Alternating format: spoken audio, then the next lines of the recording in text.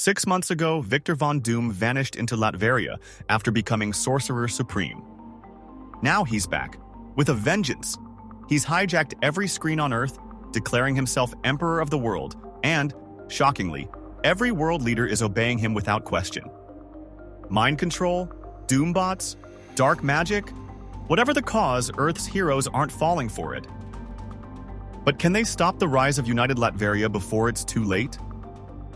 After 6 months of isolation within an impenetrable energy barrier surrounding Latveria, Dr. Doom steps forward at last, ready to address the world. Standing before the cameras, he proclaims that he cannot be bought, for he is beyond greed and mortal temptations. His message is stark and absolute. Nothing can save them.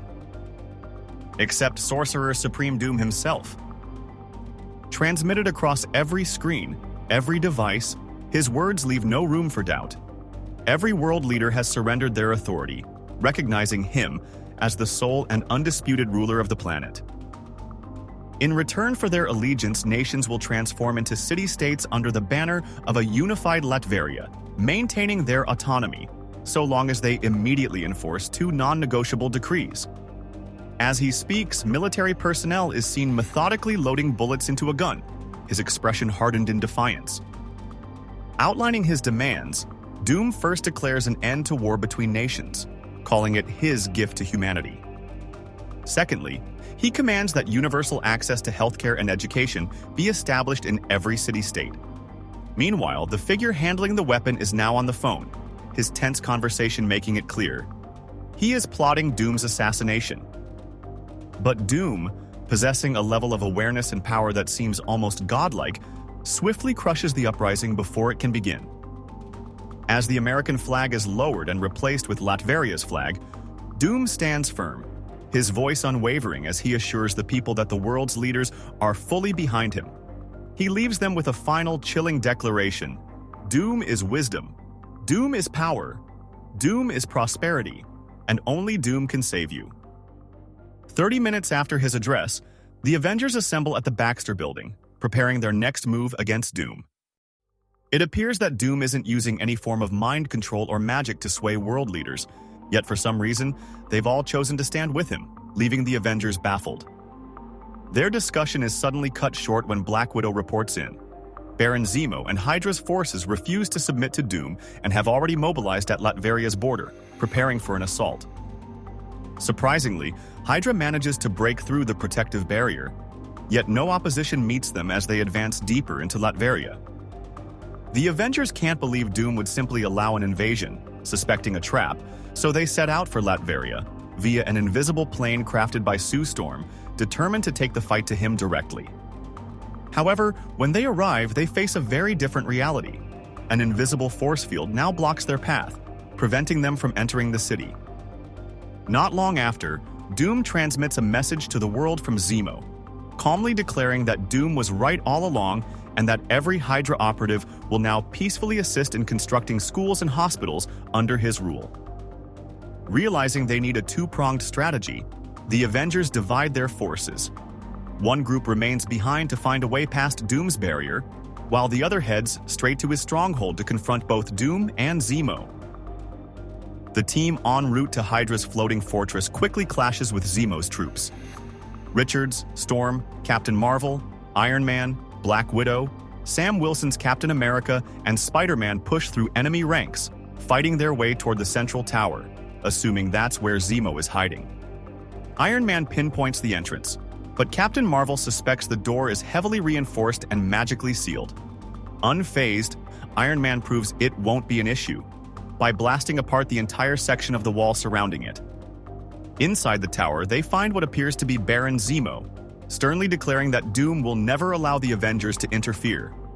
But Captain America grows suspicious, especially when Zemo fails to recognize the significance of October 1st, 1945, a crucial date Steve Rogers deliberately tests him with. Without hesitation, Captain America strides towards Zemo and strikes him across the face with his shield, revealing that this isn't Zemo at all, but a Doombot in disguise. The Avengers sift through the Doombots' recorded data and uncover the grim truth. Doom had already executed Zemo. This revelation sparks a far greater concern.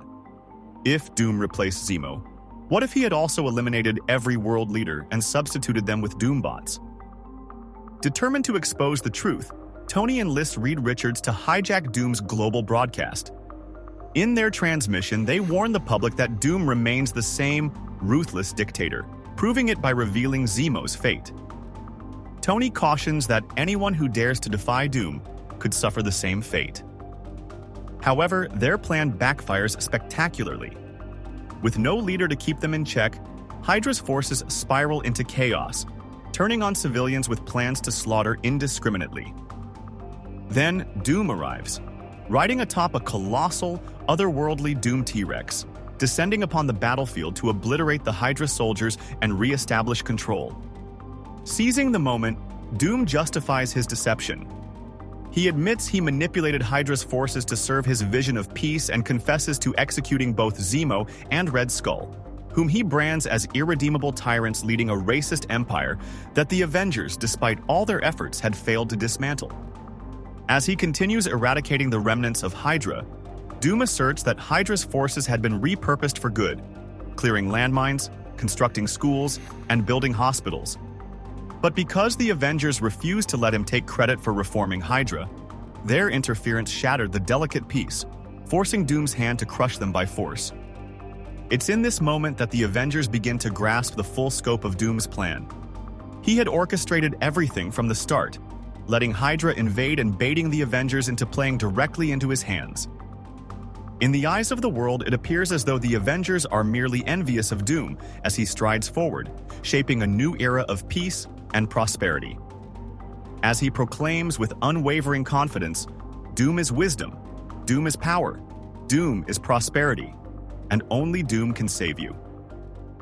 The issue concludes with a striking image. Doom, ever composed, extending a helpful hand to an innocent civilian with child, even as the Avengers stand branded as jealous aggressors. As a whole, One World Under Doom Issue 1 has all the makings of a decent story. Although not new, the premise is bold, and the opening chapter sets the stage for something truly compelling.